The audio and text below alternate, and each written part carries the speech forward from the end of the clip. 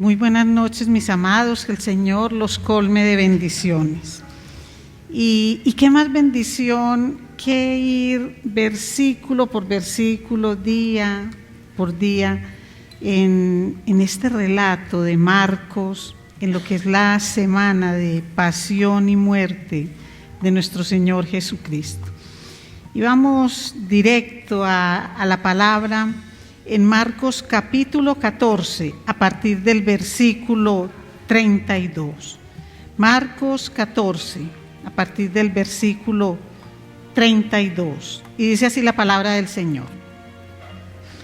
Vinieron pues a un lugar que se llama Getsemaní, y dijo a sus discípulos: sentaos aquí, entre tanto que yo oro. Y tomó consigo a Pedro, a Jacobo y a Juan, y comenzó a entristecerse y a angustiarse, y les dijo: mi alma está muy triste hasta la muerte, quedaos aquí y velad. Y yéndose un poco adelante, se postró en tierra y oró que si fuese posible, pasase de él aquella hora. Y decía: Abba, Padre, todas las cosas son posibles para ti. Aparta de mí esta copa, mas no lo que yo quiero, sino lo que tú. Vino luego y los halló durmiendo y dijo a Pedro: Simón, ¿duermes? ¿No has podido velar una hora? Velad y orad para que no entréis en tentación. El espíritu a la verdad está dispuesto, pero la carne es débil. Otra vez se fue y oró, diciendo las mismas palabras. Al volver, otra vez los halló durmiendo, porque los ojos de ellos estaban cargados de sueño y no sabían qué responderle. Vino la tercera vez y les dijo: dormid ya y descansad. Basta, la hora ha venido. He aquí, el Hijo del Hombre es entregado en manos de los pecadores. Levantaos, vamos, he aquí se acerca el que me entrega. Mi Señor, pedimos que sea tu Espíritu Santo dándonos la comprensión total de este texto, Señor. Gracias por la honestidad con que has revelado esta condición humana de Jesús. Gracias, mi Señor, por todas las enseñanzas que hay contenidas en este pasaje.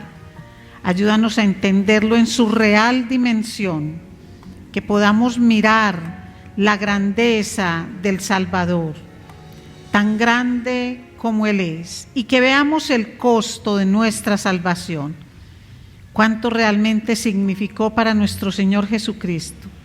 Te lo pedimos, Padre, en el nombre poderoso de Cristo Jesús. Amén. Muy bien, mis amados. Vamos entonces hoy a un pasaje muy conocido, y es la angustia de Jesús en Getsemaní. Y vamos a ver la primera parte, cómo Jesús busca compañía. Y uno dice, pero ¿qué es esto de buscar compañía? Bueno, la compañía de sus discípulos. Recordemos que ellos vienen del aposento alto, y en este aposento alto ellos tuvieron la última cena pascual, pero también se instituyó la Santa Cena del Señor, la que nosotros celebramos cada mes en esta congregación o en otras ocasiones muy especiales, como siempre debe ser la celebración de la Santa Cena. El Señor les ha advertido grandes cosas que hacen parte de lo que es la soledad del Señor. Él les ha dicho que uno de ellos lo va a traicionar, y sabemos que es Judas. Pero a todos les dijo: todos ustedes me van a abandonar. Y aunque ellos quisieran rasgar sus vestiduras, aunque ellos dijeran: no, jamás te vamos a abandonar, lo cierto es que todos lo hicieron, absolutamente todos. Y a un Pedro que decía: es que si me toca morir contigo, yo lo voy a hacer, pero nunca te voy a abandonar. Y él, aparte de abandonarlo, lo negó, y con maldición. Pero vemos que siguen, que el abandono no fue solamente en el momento de la crucifixión, sino que el abandono empieza desde el momento de la angustia de Jesús en Getsemaní.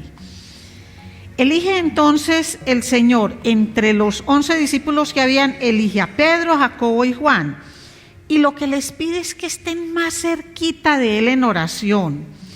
Y yo quiero que piensen ustedes en un amigo, en alguien especial que les dice: mira, yo necesito que me acompañes en este momento porque mi condición es esta. Uno presta atención. Es muy distinto cuando alguien le dice a uno: ore por mí. ¿Algún motivo especial de oración? No. Ore usted, que el Señor sabe por qué. Y no, ¿ven? Entonces uno pues de pronto dirá: Señor, te oro por el motivo que tú conoces de esta persona. Pero miren lo que dice Jesús aquí: mi alma está muy triste hasta la muerte, quedaos aquí y velad. ¿Qué harían ustedes si Jesús, aquel al que siempre vieron con esa entereza, advirtiéndoles que no tuvieran ningún temor, que a él que él iba a morir en la cruz, pero que iba a resucitar al tercer día? Ellos lo vieron resucitar personas, revivirlas. Ellos lo vieron multiplicar panes, llevar a la tormenta a una completa paz, que los sordos escucharan, que los mudos hablaran, que los cojos pudieran caminar bien. ¿Cómo no creerle en este momento lo que él está sintiendo? Miren lo que dice: desde el principio él comenzó a entristecerse y angustiarse. Entristecerse y angustiarse. Mi alma está muy triste hasta la muerte. Quédense aquí, velen y oren. A 3 de ellos. A los otros también les dijo que se quedaran ahí mientras él iba a orar, pero a estos les pidió que fueran intercesores, que estuvieran con él, que velaran. Triste está mi alma hasta la muerte, quedaos aquí. Con seguridad que el tono de la voz de Jesús no era el mismo de otras ocasiones. No era ni siquiera ni el tono de la voz, ni la manera como caminaba y todo esto un día antes o ese mismo día cuando prepararon la cena. No, esto lo que nota es esa angustia y esa profunda tristeza del Señor. Sin embargo, estos compañeros suyos, aún estos 3 a los que llamó de forma muy especial, porque en ellos iba a encontrar respaldo, no le dieron respaldo. O sea que Jesús buscó compañía, pero desde este mismo momento se empieza a anticipar esa gran soledad. Pero miremos la manera como el Señor expresa su angustia. Y el momento en que lo va a hacer es un momento único. No hemos visto otra ocasión en que el Señor hable de esta manera. Él llega, se separa un poquito de los 3 discípulos y se postra en tierra. No solamente como usaban los judíos, que era de pie y levantando las manos. No, él se postró en tierra. Era algo supremamente especial lo que él iba a hacer. Él necesitaba no solo la compañía de estas personas que anduvieron con él en el ministerio, sino que, como siempre y de forma muy especial, necesitaba la compañía del Padre Celestial. Y le dice: Abba, Padre. Abba traduce como le dice un pequeño a su papá: papi, papito. Esta no es una forma normal de llamar a Dios. No es, esto lo que implica es una cercanía total con Él. Y le dice: todas las cosas son posibles para ti. Aparta de mí esta copa, mas no lo que yo quiero, sino lo que tú. Y miren lo que completa Lucas en el capítulo 22, versículo 44, dice: Estando en agonía, oraba más intensamente, y era su sudor como grandes gotas de sangre que caían hasta la tierra. Este es un fenómeno médico llamado hematidrosis, y es una condición que es rara pero posible, ha pasado y se da en condiciones como de muerte de la persona o un estrés, pero que va a sumo grado. Entonces la persona tiene una sudoración, se revientan unos vasitos y hace que sude con sangre. No es lo más común, pero sí se da. Pero ahora miremos, no nos quedemos en esa condición, vamos a mirar qué produjo este estado en Jesús. ¿Qué fue lo que produjo este estado de angustia y de tanta tristeza en Jesús? Hay quienes dicen, no, es que Jesús lo que en este momento siente es el terror de la muerte, la tristeza, el miedo, y le da una angustia, porque una cosa es que él haya dicho que iba a morir y en qué circunstancias, y otra cosa es que ya esté dando los pasos para eso. Él sabe que está a escasas horas del sacrificio en la cruz. Pero si eso fuera así, mis amados, es más valiente Jesús que todos aquellos mártires que murieron también crucificados. Jesús no fue el único crucificado. Aquellos que piensen que Jesús fue el único que llegó a la cruz, están muy equivocados y desconocen en las Escrituras y desconocen la historia. La crucifixión era una forma normal que tenía el Imperio Romano para matar a la gente. Era una forma de dar como un castigo que fuera ejemplar. De hecho, en múltiples ocasiones se veían decenas y centenares de muertos crucificados en la cruz. Entonces, ¿era menos valiente Jesús? Mártires que fueron llevados a la hoguera y no abrieron sus labios, sino para cantar himnos, para darle gracias al Señor en momentos de profundo dolor. Entonces, eso es algo que nosotros tenemos que pensar, porque cuando decimos que estoy angustiado hasta la muerte, mi alma está agobiada de una forma tal que siento que voy a morir. Entonces, ese no es el significado de ese sufrimiento que tiene Jesús en ese momento. No podemos decir que Jesús está pensando en clavos de 13 centímetros que van a perforar sus manos y sus pies. No podemos pensar que la angustia que Jesús tiene es porque lo van a escupir, se van a burlar de él, porque le van a poner una corona en su cabeza. No podemos pensar que la angustia que él tiene es porque va a ir por las calles hasta llegar al Gólgota cargando una cruz y que lo van a latigar y que van a destrozar su cuerpo. No, eso él ya lo sabía. Y aunque en su humanidad no es algo que le produzca una profunda alegría ni una tranquilidad, no es ese el motivo. Como tampoco, mis amados, podemos decir, no, pues es que valiente gracia, a mí me lo han dicho, valiente gracia la muerte de Jesús. Pues yo también dejaría que un hijo mío muera si tengo la plena seguridad que al tercer día va a resucitar. Eso es dolor de un ratico y es una resurrección asegurada. Todos quienes así piensan están completamente equivocados. Miren, mis amados, lo que produce la angustia, esa profunda tristeza de Jesús, es que Él entiende lo que significa ser el Cordero de Dios que quita el pecado del mundo. Nosotros sabemos que la paga del pecado es muerte.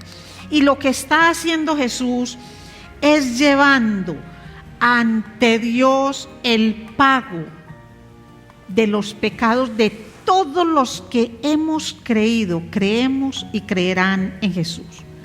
Entonces calculen ustedes lo que siente Jesús cuando sabe del precio que hay que pagar por la injusticia de todos y cada uno de nosotros. Abortos, asesinatos, mentiras, engaños, idolatrías, robos.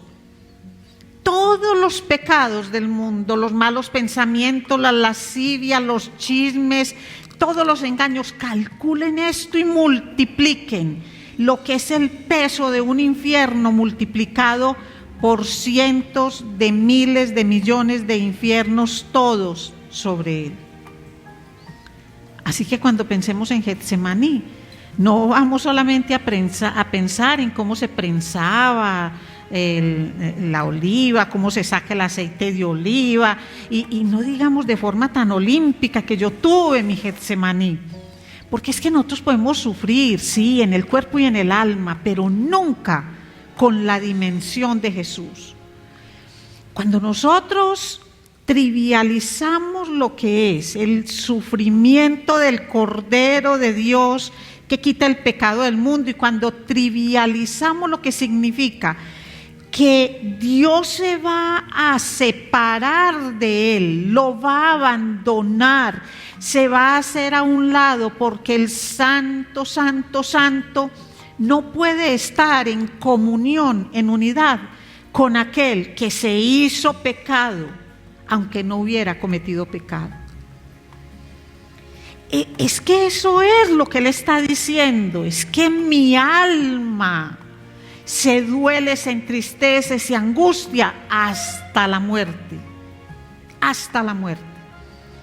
Tanto así que dice en Lucas que Dios le envió un ángel para que lo fortaleciera. Algo así como: vas a cumplir humanamente con aquello. Lo fortaleció, no le quitó la prueba, no le bajó lo que estaba sintiendo. Entonces, uno solamente, miren, para uno entender un texto de estos en su real dimensión, para uno entender lo que es esa angustia de Jesús en Getsemaní, uno tiene que odiar el pecado como Dios lo odia. Pero es que nosotros, con respecto al pecado, lo que hemos dicho es que es muy horrible, pero es que Jesús perdona. Entonces nosotros trivializamos todo eso. Entonces, ¿qué dolor vamos a sentir? Miren, magnificamos el sufrimiento del cuerpo de Jesús, un sufrimiento absolutamente injusto. Pero es que ahí no está el valor de ese sacrificio, no está en lo que se sufre. Porque si estuviera en el sufrimiento como tal, entonces vuelvo y les digo, el sufrimiento de los mártires. ¿Y qué mártir, por más que haya sido muy estoico en el momento de su muerte, ha podido librar del infierno siquiera a uno diferente a él? Y entre otras cosas, él no se libró del infierno por el martirio que sufrió, sino por la fe en aquel que murió para darle salvación y vida eterna. Entonces, eso es lo que tenemos que mirar aquí. Miren, mis amados, dice 2 Corintios 5:21, al que no conoció pecado, por nosotros lo hizo pecado, para que nosotros fuésemos hechos justicia de Dios en él. Entonces, eso es todo lo que hay ahí, eso es todo lo que significa para Jesús la cruz. Cuando Jesús fue colgado en la cruz, literalmente, que se cumplió en Jesús cuando fue colgado en la cruz, que quedó bajo la maldición de Dios, mientras que toda la santa ira de Dios, la copa de la ira de Dios por la injusticia y el pecado del mundo, era bebido por Jesús. El tema con Getsemaní, uno dice, pero aquí Getsemaní y horas después el Gólgota. pero eso está unido. Aquí siente y aquí estando en agonía, le oraba al Padre. Y allá le dijo: Padre, ¿por qué me has abandonado? Sin embargo, esto no lo frenó. Todo lo que él sintió a él no lo frenó, sino que él continuó con ese proceso. Entonces dice uno: bueno, ¿por qué oró de esta forma? ¿Por qué oró de esta manera? ¿Por qué le dijo: Padre, todas las cosas son posibles para ti, aparta de mí esta copa, mas no lo que yo quiero, sino lo que tú? ¿Por qué? ¿Era que él quería evitar el cumplimiento de la misión? No. La oración en Getsemaní no fue la oración de un hombre débil, de un hombre temeroso. No, él siempre tuvo conciencia de lo que le esperaba en Jerusalén, siempre la tuvo, siempre la anticipó. Él no le temía al sufrimiento físico ni a la muerte, tampoco lo estaba buscando. Porque si él buscara eso se llamaría suicidio. No, pero tampoco estaba huyendo. Él no estaba huyendo de esto.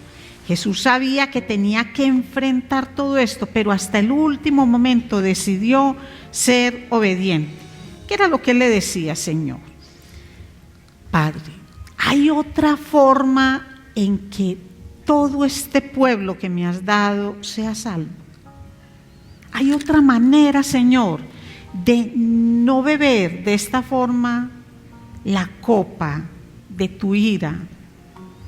Hay otra manera en que yo no sienta esto que hace que se pague el precio de las injusticias por el pecado de la humanidad. Y hubo en esto un aparente silencio en el cielo, pero no, nunca hay silencio en el cielo con esto. Dice Hebreos 5, desde el versículo 7, dice: y Cristo en los días de su carne, ofreciendo ruegos y súplicas con gran clamor y lágrimas al que le podía librar de la muerte, fue oído a causa de su temor reverente. Y aunque era hijo, por lo que padeció, aprendió la obediencia, y habiendo sido perfeccionado, vino a ser autor de eterna salvación para todos los que le obedecen, y fue declarado por Dios sumo sacerdote según el orden de Melquisedec. Entonces, les digo que hubo un aparente silencio, pero no, Dios escuchó lo que Jesús le estaba diciendo. Envió un ángel que lo fortaleciera, pero lo llevó a la cruz. ¿Cuál es la respuesta de Dios ahí, mi hijo? No hay otra manera, no hay otra forma, porque es que si existiera otra forma, si aquellos que hablan de la salvación por obras leyeran, implorándole al Espíritu Santo de Dios que les revelara la palabra, entenderían que si hubiera un camino llamado buenas obras para llegar a la salvación, Cristo no tendría que haber padecido lo que padeció. No se hubiera dado esta agonía, esta angustia, esta tristeza, sufrimiento profundo de Jesús en Getsemaní. Si uno solo lo hubiera logrado, ese sería el camino, esa sería la vía, pero no. Entonces Dios sí lo oyó, pero es que ¿quién dice que Dios solo oye cuando da respuesta que nosotros llamamos positiva a lo que le pedimos? Cuando la petición que le estamos haciendo, lo que sucede finalmente, si está de acuerdo con nuestra voluntad, con nuestro deseo, con las instrucciones que le damos a Dios, porque muchas veces ni siquiera le clamamos, sino que le decimos, casi que le ordenamos, le condicionamos o le hacemos canje. Tú me das esto y yo te doy aquello. Tú me das esto y yo obedezco. Tú haces aquello, me quitas esa enfermedad, entonces yo me congrego. Cosas así como esas. ¿Quién dice que esa es la respuesta de Dios? Siempre Dios escucha, pero no necesariamente Él hace las cosas conforme a lo que nosotros pedimos, sino siempre conforme a lo que es su propósito y a lo que a nosotros nos conviene. Y esto fue lo que hizo aquí Jesús. Es que aquí no se está diciendo la voluntad de Jesús versus la voluntad de Dios. ¿Quién ganó? Dios, porque Jesús fue a la cruz. No, esto hace parte de algo planeado, programado, que salió del amor de la Trinidad antes de la creación del mundo. Antes de que existiéramos, ya todo esto estaba hecho. Lo que pasa es que acordarlo y que llegue humanamente el momento de vivirlo y que Él sienta lo que es el peso del pecado sobre el Cordero, eso es algo supremamente complejo. Ahí es donde se entiende que fue Dios mismo quien prensó, quien amasó, quien estripó hasta lo sumo al Cordero, al Hijo de Dios. Ese era el motivo de su angustia. No pensemos en que le estaba sacando el cuerpo al dolor, a la cruz, a los clavos, a todo lo que significó la muerte injusta y horrorosa que quisieron darle a Jesús, pero que sabemos que lo único que hicieron fue cumplir con el propósito de Dios, no solamente para Jesús como el Cordero, sino para nosotros como creyentes. Pero miren esto, cómo después de todo esto que hemos explicado, Jesús sigue experimentando soledad. Y la verdad es que es muy doloroso uno encontrarse completamente solo cuando los amigos de uno no hacen nada por ayudarlo. Mire que no estoy diciendo no pueden ayudarlo, porque hay ocasiones en que no pueden, pero aquí no hicieron nada por ayudarlo. Y eso lo vemos, todo lo que es nuestra propia actitud, lo vemos de manera dolorosa en la conducta de Pedro, Santiago y Juan. ¿Qué hacían ellos? Dormían cuando debían haber velado y orado. Pedro, ni una hora, pues. Pedro, pero si acabas de decir que vas a ir hasta la muerte conmigo, que jamás me vas a abandonar, y te pido que estés una hora orando por mí, porque te he dicho que mi alma está angustiada hasta la muerte, y no lo haces.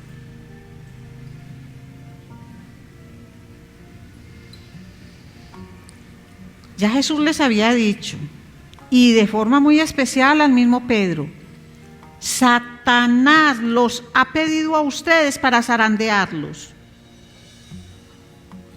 Pero ni siquiera eso, ni siquiera una advertencia de esas es un motivador suficiente para estar una hora orando y velando, viendo la manera como el Cristo, porque ellos ya habían dicho que era el Cristo, ellos ya sabían que era el ungido de Dios, cómo lo ven postrado, dicen que a tiro de una piedra, ahí a unos 20, 25 metros, lo ven postrado, orando, sudando sangre, viendo todo eso. Bueno, ¿qué lo iban a ver si estaban dormidos también?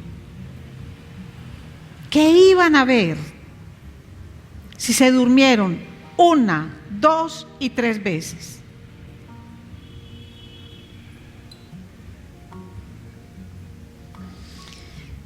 Yo creo que nunca ha habido una mayor demostración de que aún los mejores hombres son solo hombres. Entonces nosotros, ¿de qué nos ufanamos?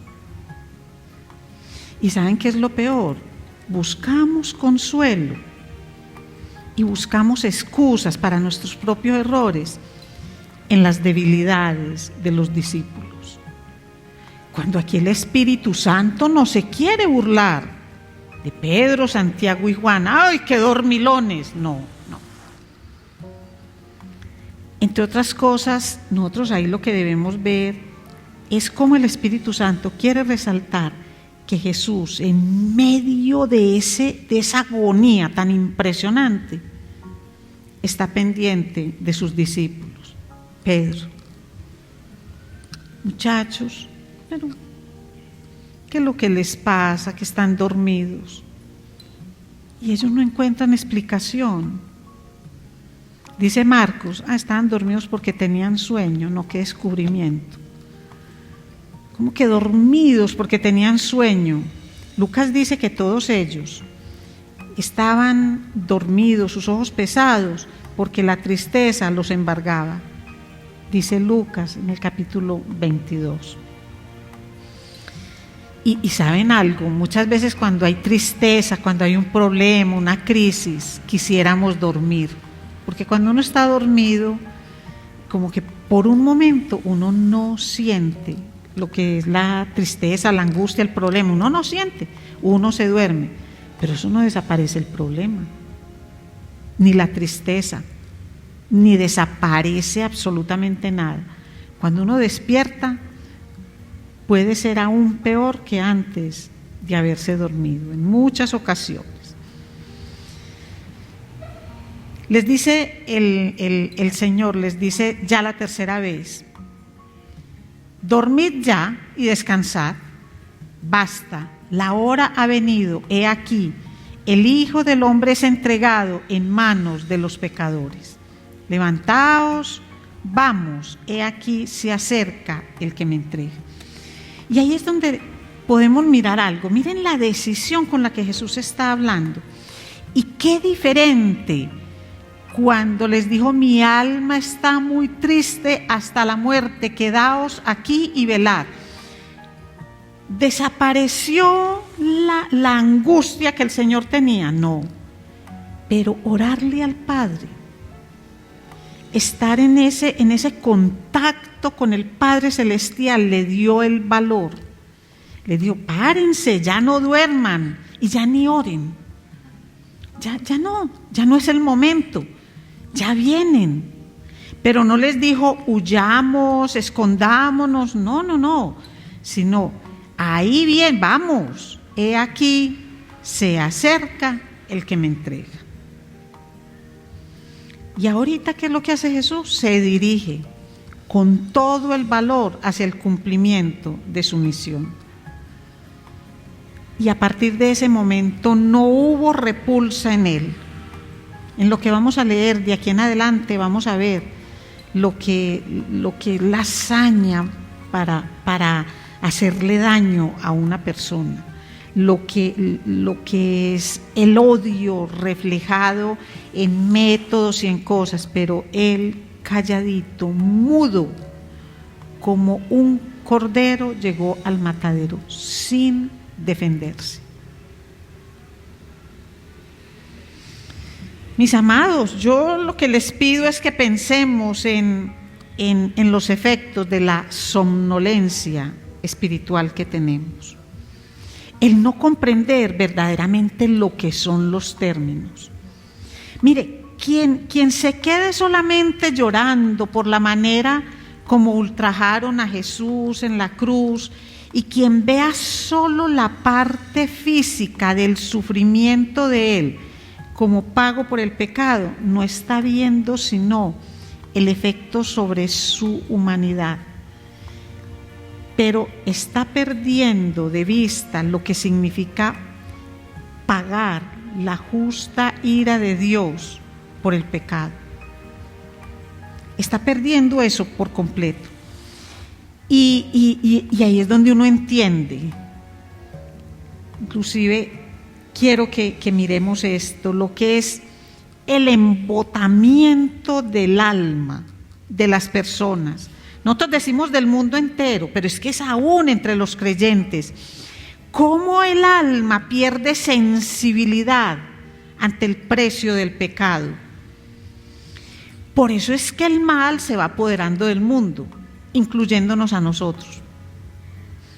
Porque si nosotros dimensionáramos lo que significa una ofensa para Dios, nosotros no éramos partícipes de tantas cosas como lo somos, porque nosotros no solamente cometemos una cantidad increíble de injusticias y pecados, sino que nos complacemos con aquellos que las cometen. Por eso vemos lo que vemos, por eso bailamos lo que bailamos, compramos lo que compramos, nos vestimos de la manera como lo hacemos. Entramos en una serie de pecados y de cosas que las vamos normalizando porque estamos adormecidos, porque a nosotros se nos olvida lo que es el precio que Jesús pagó por mi pecado y por el pecado de cada uno de ustedes y por el pecado de todos los que hemos creído, creemos y creerán en Cristo como Señor y Salvador. Nosotros estamos anestesiados, ignorantes, indiferentes, tranquilos, a pesar del mal que nos rodea. Y no entendemos eso. No pocas personas piensan que el sacrificio de Cristo en la cruz, que la paga del pecado, fue lo que Él en su cuerpo vivió. Porque no entienden Getsemaní.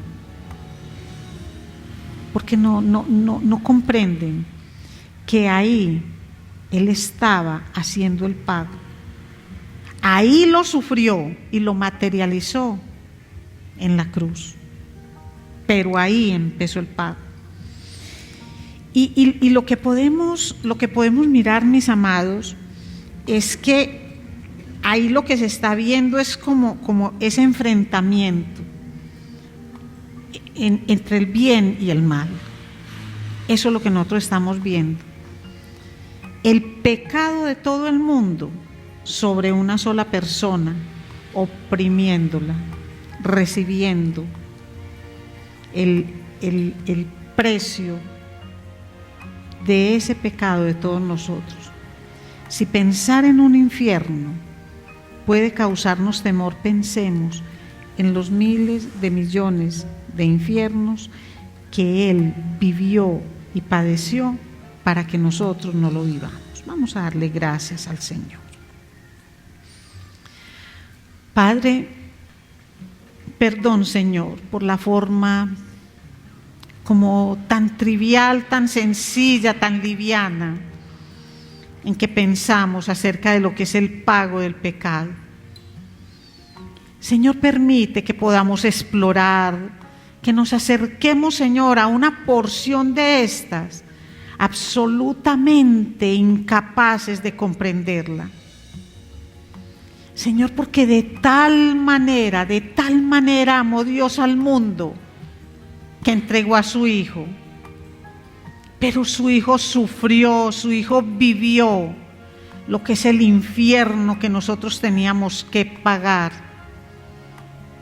para que nosotros podamos vernos como justos delante de Dios y pasar en el cielo la vida eterna.